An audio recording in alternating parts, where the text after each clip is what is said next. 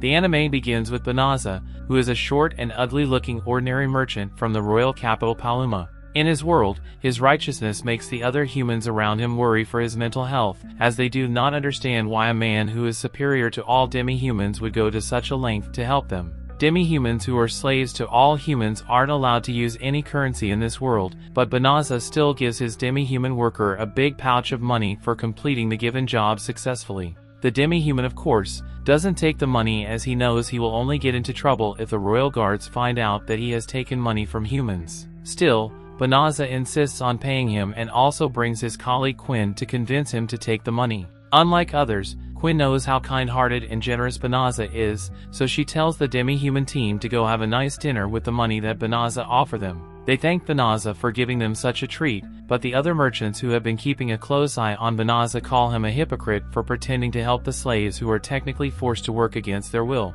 Banaza understands how the other merchants in the town feel about him, but he doesn't let it hurt his feelings and defends his actions, stating that he just wants all of the species to get along with each other. Suddenly, a miraculous event makes Banaza glow shiny golden in color and teleports him away from where he was, making his subordinate Quinn worry as to where he vanished off to out of nowhere. It is revealed that Banaza has just gotten summoned from his world to another world to become that world's 198th hero candidate. As he makes his entry into this world, he finds himself surrounded by dozens of mages who welcome him to the magical kingdom of Clyrode. Upon learning that he was selected to be this world's hero, Banaza becomes confused, as he is just a merchant who is clearly not worthy to become one. The head mage assures Banaza that he is a hero who will have to assist them in their prolonged war against the Dark Lord's army. Before assigning Banaza to one of the hero's posts, the head mage asks one of his maids to bring the assessment crystal ball to learn about the abilities that Banaza possesses. Banaza reluctantly places both of his hands on the crystal ball,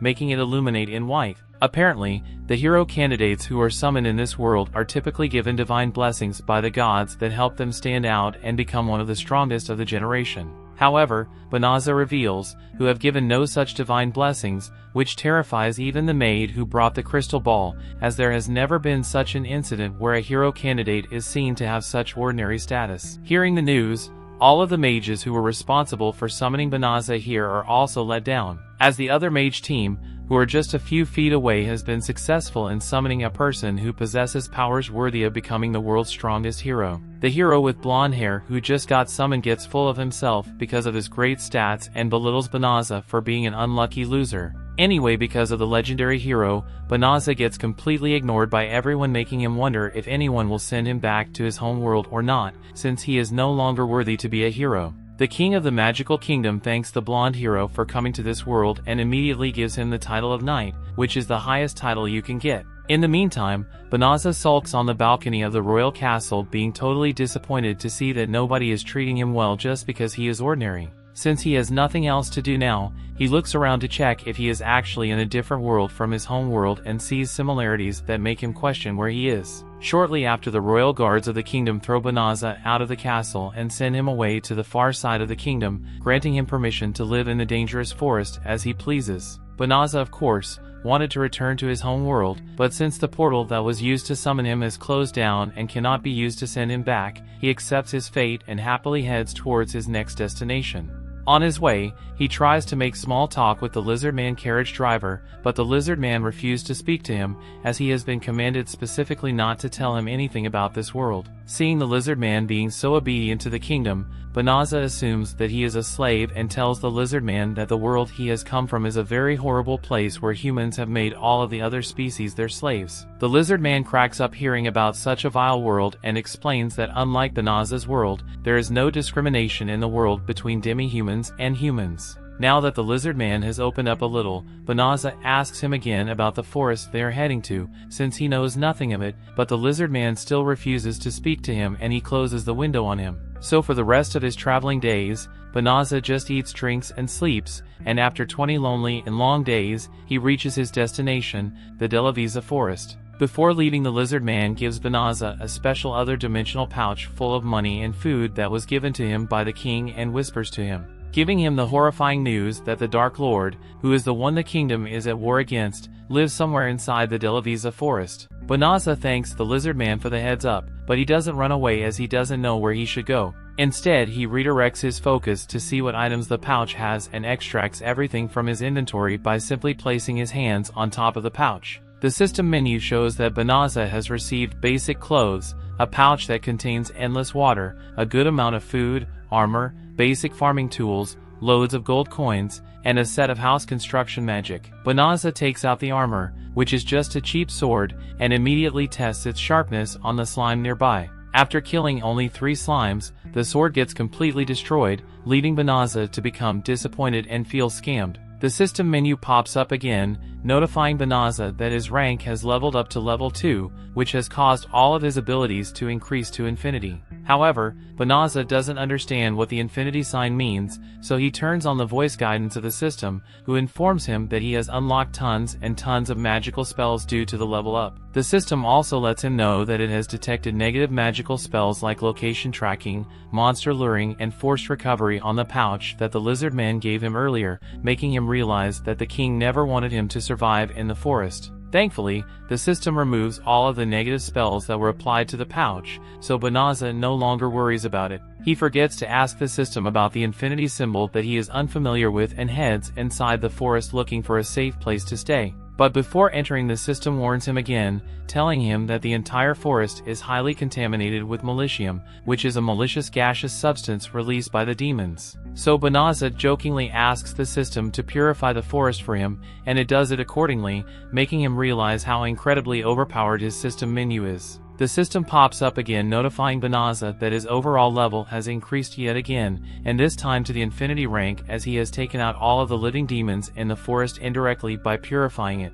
On the other side, back at the royal castle, the first princess finds it cruel that the hero candidate Banaza was treated so harshly just because he wasn't blessed with any superpowers. However, the king states that it is only fair that a piece of trash like Banaza should be sent to die, as he is nothing but good for nothing for their kingdom. The court mage visits the king, telling him that he has found evidence that the most powerful holy magic in their world, named purification, was just used in the forest where Banaza was sent, making the king realize that something is definitely out of place. Speaking of which, Banaza's level increases from only level 2 to an outstanding level of 367. He wonders why he leveled up so quickly and assumes that everyone else also levels up just like him, since he still considers himself to be ordinary. So he turns off the level up notifications and asks the system how much magical power he has left after purifying the forest. The system informs him that his magical power has already been replenished, which makes him think that his power only got restored so quickly because there wasn't much magic power to begin with to be increased. Still considering himself to be a weakling, Banaza takes a peek at the spells he has unlocked and out of sheer curiosity changes his appearance so that no one in this world recognizes him as the failed hero candidate. Now that he can no longer be recognized, Banaza decides to return to the royal capital and uses his teleportation magic to head back there, although anyone else in existence would understand at this point that they have been blessed with "I am overpowered now in this world, not this blockhead." This blockhead thinks that everyone in this world knows how to use these powerful spells. Anyway, he heads into the town looking to join a merchant guild to make some money since he was originally a merchant in his previous world. However, the system advises him to head to the Adventurers Guild instead, so he heads there and registers himself as Fleo, his new name and his new appearance. After completing the registration, Banaza, who is now Fleo, gets his E-ranked adventure badge and heads off immediately, looking to take some adventure quests. At that time, a little girl at the guild begs all the adventurers to escort her to the forest where the demon army resides, so Fleo agrees to take her there, revealing in front of everyone that he has the ability to use teleportation magic. Hearing this revelation, all of the adventurers are shocked to their chorus as they cannot believe that an E-ranked like him can use such a high-level spell that only a few sorcerers can use. A woman named Balarasa, a royal knight, gets too triggered by hearing Fleo's claims and tells him immediately to move away from the little girl, as she assumes that he is an imposter who is trying to take advantage of the little girl by lying to her. As all of the women inside the guild begin suspecting Fleo of being a human trafficker, he demonstrates to all of them that he can indeed use teleport magic and takes 5 of the girls, including the little girl, to the Delavisa forest in the blink of an eye. A young mage who tagged along with him still gets suspicious of him and calls him a great sorcerer of the highest order who is hiding his abilities. The royal knight Balarasa also formally apologizes to him for acting so rudely without considering that he could have been telling the truth. Following her, all of the girls also apologize to him and promise to no longer be suspicious of him. The little girl notices that the forest is no longer surrounded by militium, to which Fleo tries to explain that he was the one who used the purification spell to clean up the entire forest. But the system stops him from revealing that information and tells him that the little girl in front of him is a demon who will definitely become hostile towards him if he gives her that information. The other girls who came with Fleo also realize that the little girl with them is a demon who has been hiding her true appearance, so they prepare themselves to kill her, as the little innocent reveals its true terrifying form and threatens to crush everyone to a pulp. All of the girls lose their fighting spirit instantly, but not our protagonist, as he is completely protected with his infinite plot armor, so he steps up to protect the others and teleports the girls away first before dealing with the demon. Refusing to die at the hands of the demon, he decides to go all out on the demon and summons all of his spells at once to use them on the demon, not knowing that his spells are completely overpowered.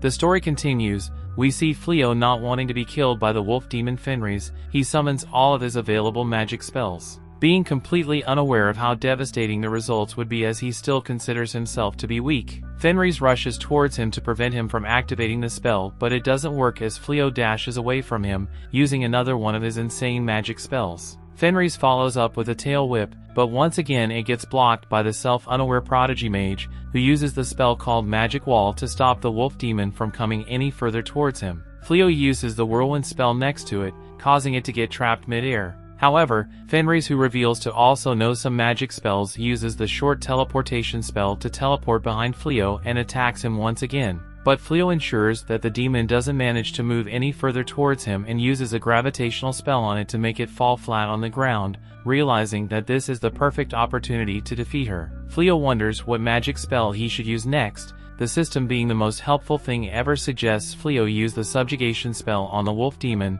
explain that the spell will allow Fleo to have total control over Fenris's thoughts and actions. However, Fleo, who has seen how slavery works in his past life, decides not to use that spell on the wolf demon, so he asks the system to come up with some other suggestions. The wolf demon, in the meantime, tries to activate her own magic spells, totally disrespecting the overpowered system that is in the middle of talking with the main character. So system takes the liberty herself to cancel the spell of the wolf demon and continues her conversation with Fleo, telling him once again that he should use the subjugation spell. But Fleo refuses, once again giving up the opportunity to add a demon girl to his harem, and once again asks the system to come up with something else, but the system persists in using that spell over and over. Therefore, being left with no other choice, Fleo waits out until Fenris gets out of magical energy, making it easy for him to win without losing any blood. On the other hand, Fenris, who has given up completely, also gives up on her life, telling Fleo to just eliminate her, stating that a warrior like her who cannot fight has no right to continue living.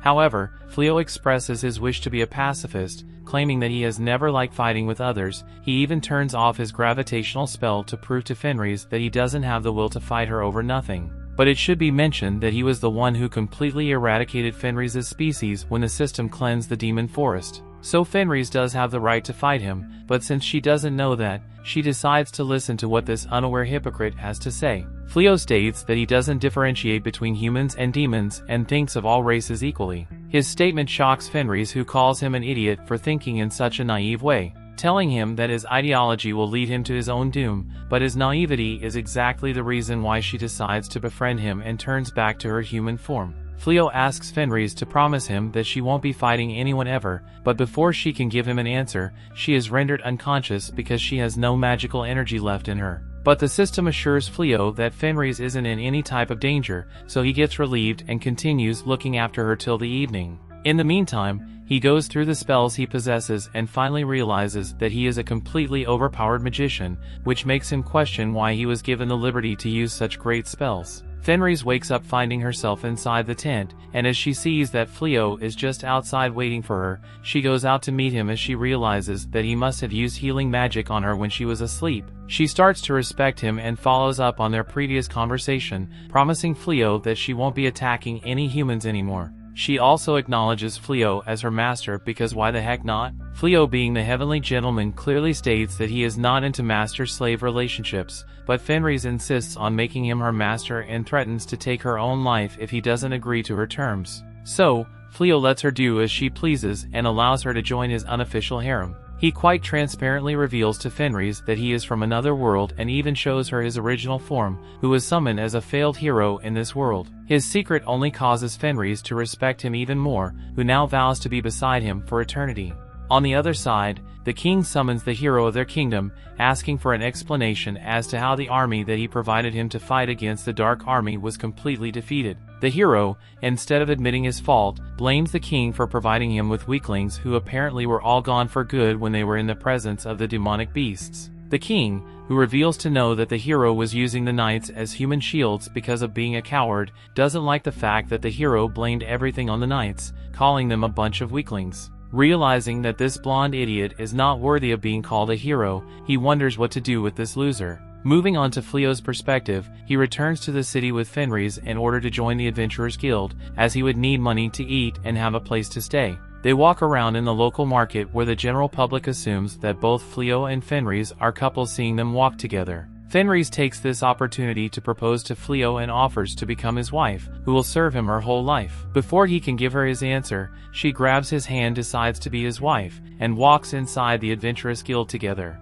Upon reaching an agreement and deciding to take her to the world, Fenris is more than excited to go with him. They decide that they will be married, and she is overjoyed to be married to the only person who has ever defeated her. They take their new union to the guild, and she is excited to relate better with humans and understand how humans do their things. By the time she gets to the registration part of the guild, she recalls that in their culture, to commemorate a new union between couples, the couples are meant to hunt together and also eat a bone in their hunting. She tells him she would like to share a bone with him, and no matter how excited she is, he really can't put his head around everything she is saying and how she sounds. The attendant asks her for her name, and as she is about to mention her demon name, he quickly stops her so she won't reveal her identity. He tells the attendant that her name is Reese, and she takes over the name. Before they complete their registration, they hear an instruction that there is a herd of psycho bear in the forest. This herd of psycho bears has completely defeated Hero and all his soldiers, and they need adventurers who will defeat the psycho bears. There is no level of adventurers that can't take the mission, and as they all know, which risky mission has some advantage as regards the price, Fleo thinks about the deal and he knows he needs the money. However, he doesn't think he has enough experience to deal with a psycho bear. Reese, on the other hand, doesn't want to believe he can't win. He reminds her that even the hero and his crew couldn't win, and she tells him he defeated her and she can defeat the psycho bearers, so if she takes the mission alone, she will still succeed. Reluctantly, he decides to take the mission and teleport to the forest by the time they get there. Just as the guild master has earlier informed them, they find a hut where they can stay until they finish their mission. Reese barely cares about the mission, but the opportunity to spend more time with him. Just as they are about to enter the building, they hear a loud noise by the other side of the forest. They go to the other side and find out it is the same adventurers that they were with some minutes ago. The team of knights headed by Balarasa are against some psycho bears. They try their best to win the fights, but the bears are bigger and stronger than they are. Before they get defeated, Fleo jumps in and kills one of the bears. The other bear tries to attack the others, but Reese jumps down and defeats it. Within a few minutes, they have completely defeated all the bears. Balarasa is shocked that it is the same person who had saved her and her team some minutes ago that had saved them again. She bows and appreciates Fleo, asking him how he had survived the demon earlier. She complains that she felt bad about how they had left him with the demon, but they had no other choice and they are so lucky that he came through for them again. The more they talk about the demon, the more enraged Reese is. At that point, Fleo feels the need to introduce Reese and he tells them she is her companion. Suddenly a psycho bear jumps at Reese from behind. Fleo calls her attention to it so she can defeat it, but when she turns and the bear sees the red light beaming from her eyes, it realizes that it isn't a great fit for her and she will destroy. The bear quickly collapses in fear and even Reese wonders what she has done.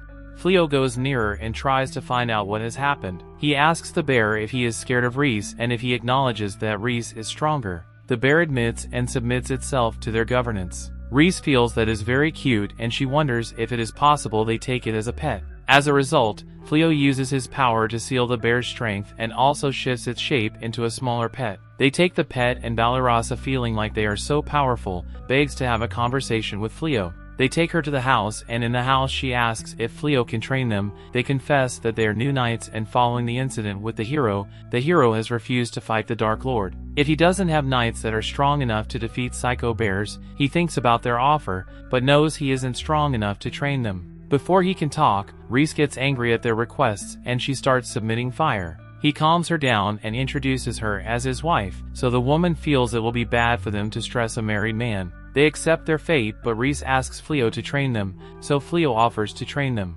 After that request, they also ask him for another thing. They tell him that they don't have anywhere to sleep in the forest, and they hope to sleep in his house. Reese happily accepts, telling them there are several rooms in the house and they can take their rooms, and she will sleep in the same room with Fleo. The women accept the offer, but Fleo doesn't want that. Reese insists that is how married couples should live, and that she will stay in the same bed with him. They conclude that night. However, one of the servants of the Dark King finds out about Fleo's influence in the forest. She goes to inform the Dark King, telling him it isn't even the hero that had done it. The Dark King asks her to make sure they find Fleo and bring Fleo to him.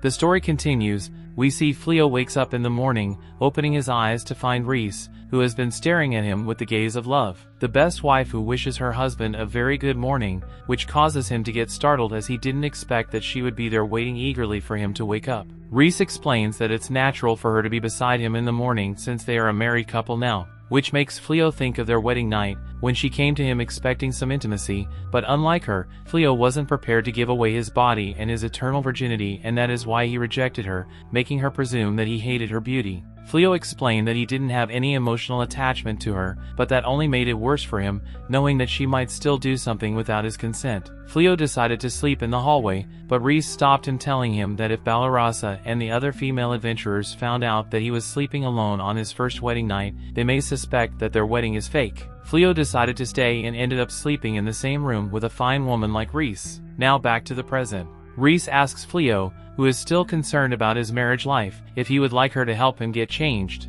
Fleo claims to be fine doing it on his own, but Reese insists and starts doing plot-relevant things just as Balarasa enters their room. Perfect timing, I would say. Balarasa instantly becomes embarrassed seeing the two in such an unpleasant position and leaves immediately, realizing that she is just causing disturbance to this newly married couple. Later, Balarasa and the adventurer group head out into the forest, where she encounters a giant warboar and prepares to attack it for her knight's swordsmanship training. However, the warboar overwhelms her with its strength easily and forces her to fall back and run for his life. Blossom comes to assist Balarasa, as she too is good as a swordsman, but she too ends up getting trapped by the warboar, so before it can harm her, Fleo instructs the mage Bellano to use defensive spells against it to help out Blossom. Bailarai, who is the archer, follows up with her arrow, but she reveals herself to be just as pathetically weak as the others. Bellano's magic gets completely drained after using it for only 5 seconds. Anyway, with her defensive spell gone, the boar attacks the group once again, which just shows that they all have a long way to go before getting anywhere near becoming professional adventurers. The training session ends and Fleo brings all of them back home and gives all of them a room for free as they need a place to stay. He also got this house at a very cheap price for defeating the Psycho Bears earlier in the story, so sharing a commodity with his friends doesn't matter to him much. The adventurer is thankful Fleo for showing them such generosity when he is already doing them a huge favor by training them for free. Reese comes there stating that their lunch is ready, but it's just some raw meat that she prepared by cutting the mountain boar they hunted earlier. It's so raw that I think a skilled surgeon can patch its wounds up and revive them back to their original form. Fleo is certainly not a fan of raw steak, so he tells Reese that she should try cooking the meat first before serving it to them. But clearly Reese doesn't have any experience cooking food, since she is used to eating everything raw, so Fleo decides to do it on his own and cooks a grand meal for all of them, causing Reese to get mad at him since she believes that it's a woman's duty to be in the kitchen.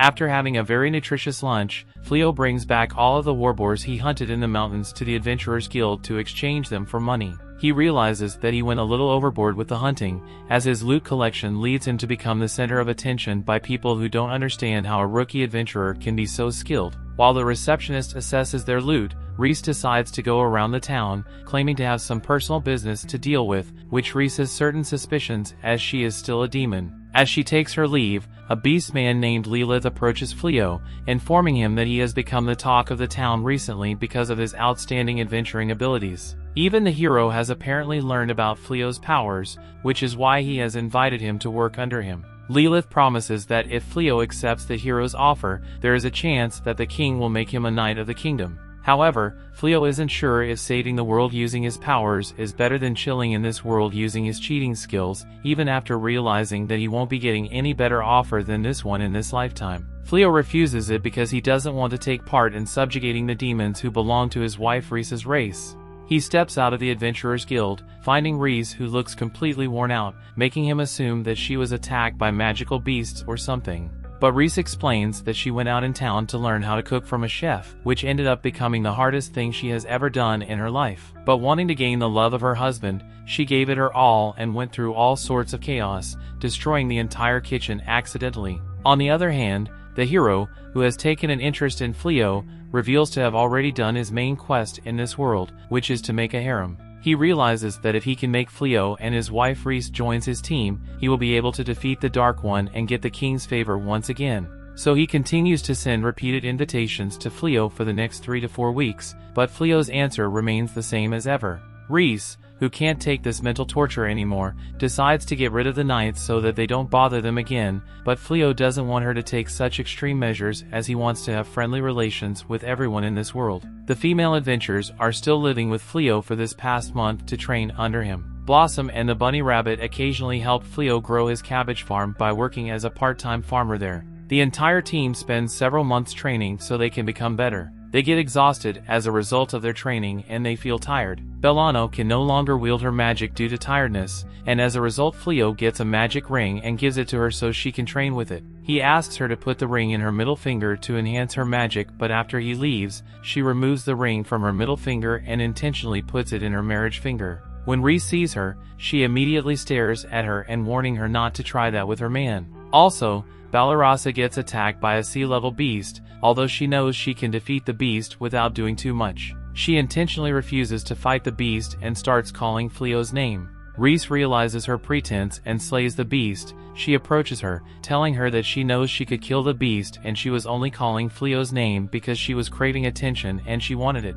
They return to the house that evening after all their argument. They are welcomed home by a dinner specially made for them by Reese. When they all get a taste of the food, they are amazed at how awesome it tastes. They admit that they have barely eaten a meal that nice, and Fleo is shocked that Reese can cook. He comments that he didn't know she had that many skills, and she also admits that she never felt the need to learn because she had always thought she could use her magic to prepare meals. However, when he went on his trip, she decided to take a class so she could provide for her husband's needs, and moving on, she realized it was a good investment. She asks them to dig into the meal and also tells Fleo that she has another meal that she had prepared specially for him. She recalls that when she was in the kitchen, she was told by the chef that there was a meal and that if she prepared it for her husband, it would make him fall in love with her. It is curry stew, and she also tells her that she should add a love portion to the stew as she was advised. She prepares the meal with the portion and serves Fleo. Fleo enjoys the meal and he appreciates her greatly for it.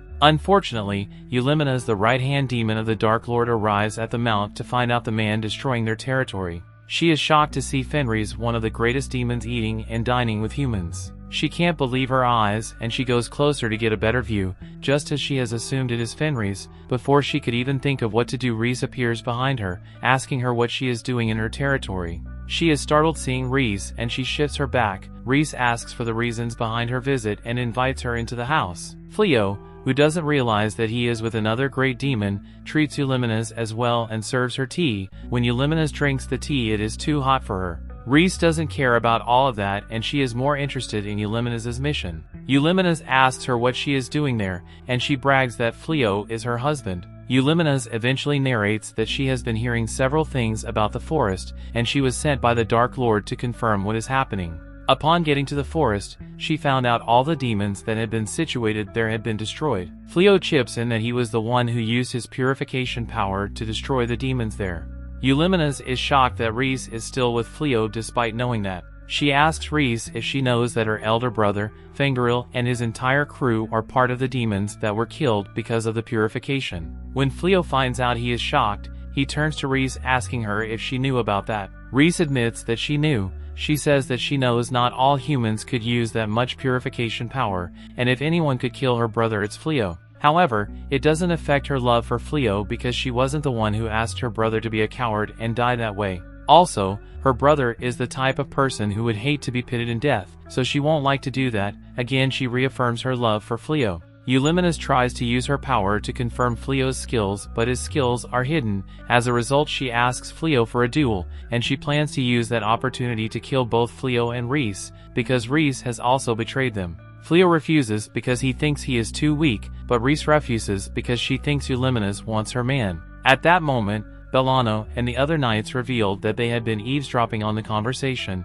and they are shocked that Rhys is Fenris. Fleo eventually agrees to the duel, and Eulimenes gives him the rules of the duel, which is that the first to surrender loses. She jumps up and uses her cat claws to attack, but Fleo disperses her attacks immediately and uses the heavenly bounds to hold her captive on the sky. She is shocked to be defeated in such an embarrassing manner, so she surrenders and leaves. In the next morning, the knights have an intimate conversation with Fleo. Fleo apologizes for deceiving them about Rhys' identity and admits that they must report to the king. He doesn't intend to stop them from that duty and asks them to do what they wish. However, they inform him that although they have their duty, they can't also turn their back on someone who has been helping them for a while. Rhys has been instrumental to their growth for the past month, and they don't see her as a threat, so they aren't reporting her. Before they could finish the conversation, Rhys noticed the dragons of the Dark Lord outside. They all go out and they find out Eulimenes has come to attack them for going against the Demon Lord. While Eulimenes and his brags about the strength of the dragons,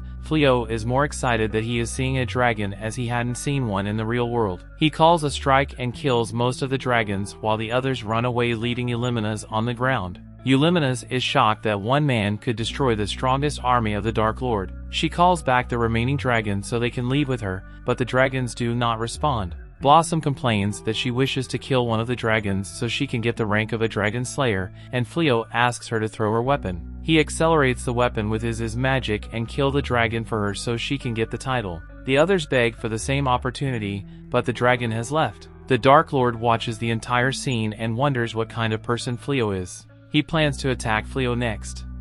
That brings the episode to an end. Thanks for watching. Want next part? Subscribe the channel and turn on notification bell.